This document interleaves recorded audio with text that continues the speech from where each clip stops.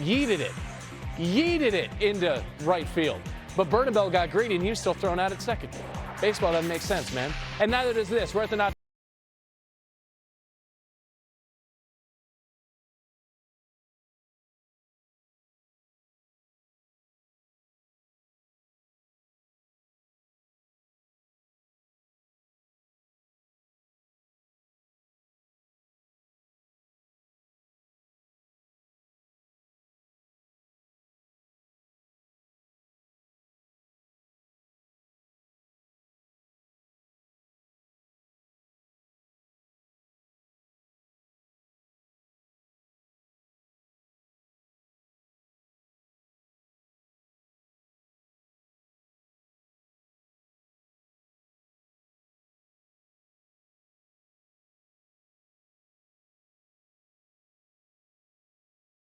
Clip.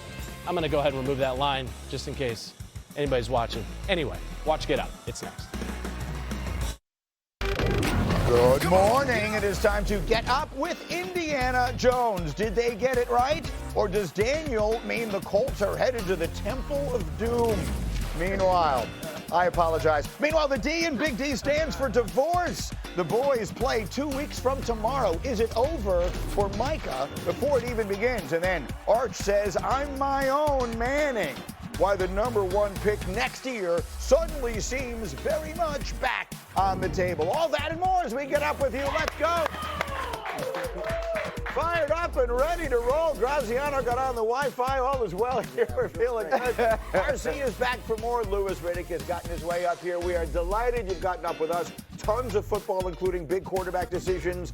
But we begin with an absolute barrage in the Bronx. Aaron Judge and the Yankees visiting the Rays. So it wasn't the Bronx or anywhere near the Bronx. But that's not the point of the story.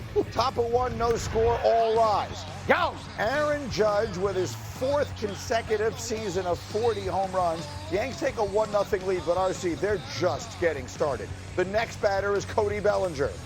Second verse, same as the first. Yanks go back-to-back, 2-0 in the first inning. But wait, there's more. The next batter is Carlos Stanton. Oh, yeah.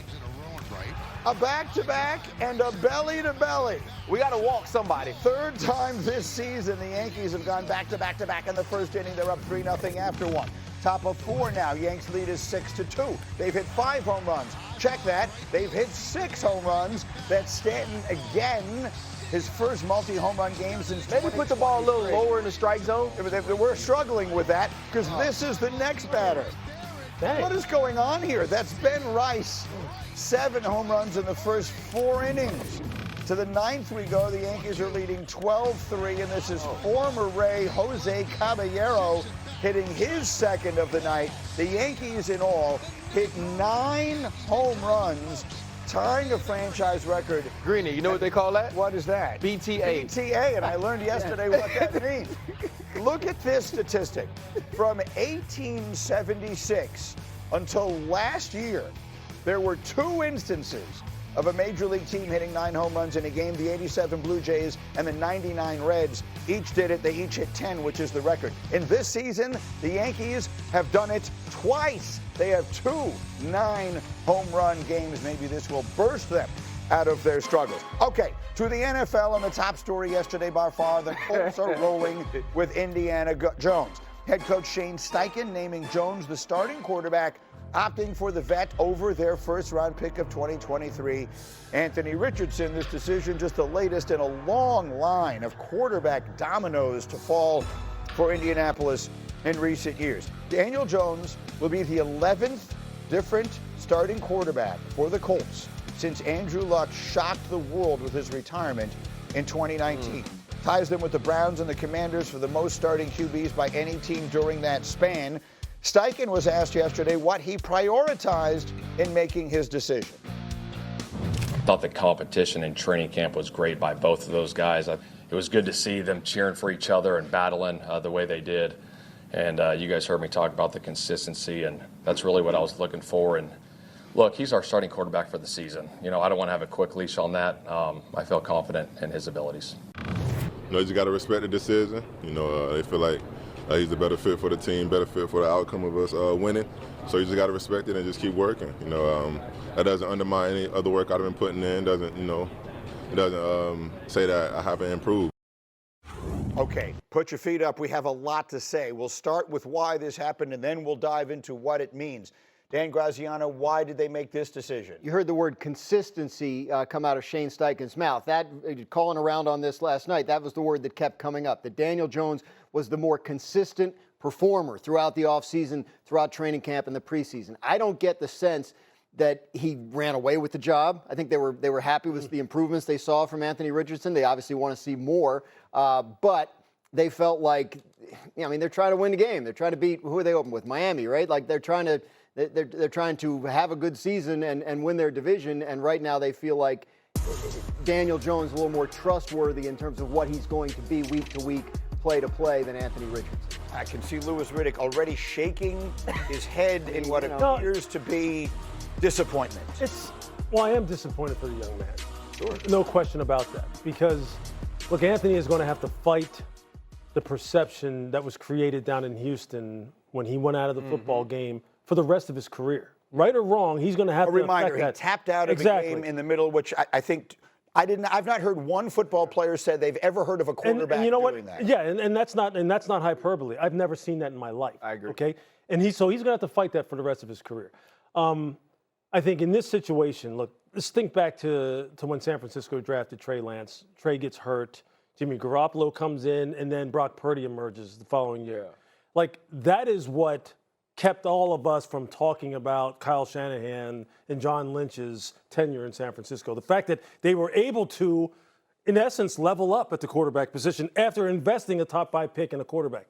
Shane Steichen and Chris Ballard, you're in the same situation now. If you do not level up, and this does not result in you turning this franchise around and you wind up making a serious run in the South and maybe trying to win the division, your jobs are on the line, especially with new ownership, a fresh set of eyes evaluating this whole thing.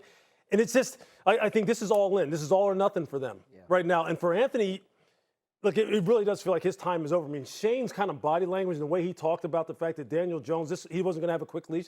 What he's telling you is, I've moved on. Yep. I've moved on. And this young man can say what he wants. I've moved on. Yeah, I mean, this is like going on Top Chef and they tell you can pick like one ingredient to make a dish and you pick chicken breast instead of yellowtail, right? Because you know what you can do with chicken breast, right? We could grill it, we could fry it. It's going to be the bottom of that is what we know. And then yellowtail is volatile. You know what I'm saying? It may not end up being exactly what you want, but if you get it right, the dish you can prepare is something serious.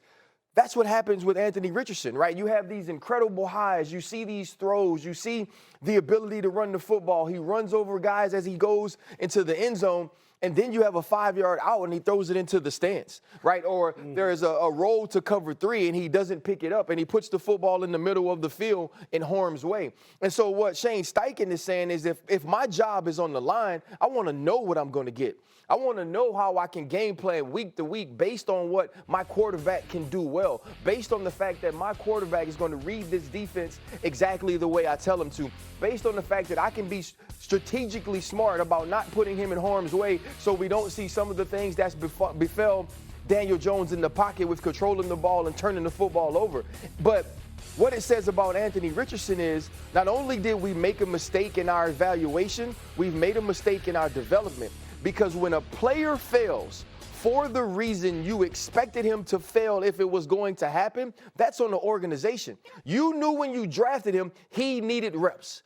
You knew when you drafted him that in order for him to get better, he had to play. Right. And when you bring Daniel Jones in, you say, you know what? We're not going to allow him to get those reps to be good here. It's time to trade him and move on. So a couple things. That problem, one of the problems he's had getting reps is he hasn't been healthy enough to be on the field. They knew that about him when they drafted him too, though, right? Because that was an issue in college. So that's been a big problem, and the lack of trustworthiness in terms of his availability week to week, I think factors into this as well. But you know, Daniel Jones has not been the healthiest quarterback in his career either. For Shane Steichen to say what he said about he's the starter all year, it doesn't always work out that way. 18 teams used more than one quarterback last year. Last year, Bryce Young got benched in Carolina. We thought that was it for him. Then Andy Dalton has a car accident, and Bryce Young gets the job back and runs with it. So, if you're the Colts, maybe in the back of your mind, you're hoping that, because this isn't Brock Purdy. Like, Daniel Jones, like, they didn't draft and develop him. Like, they didn't find a diamond in the rough. Like, we know what he is. Yeah. This is a floor play, right? Yeah. Like, to elevate the floor. But the thing is, like, where they need it to be. Like, the fact that he articulated, like, he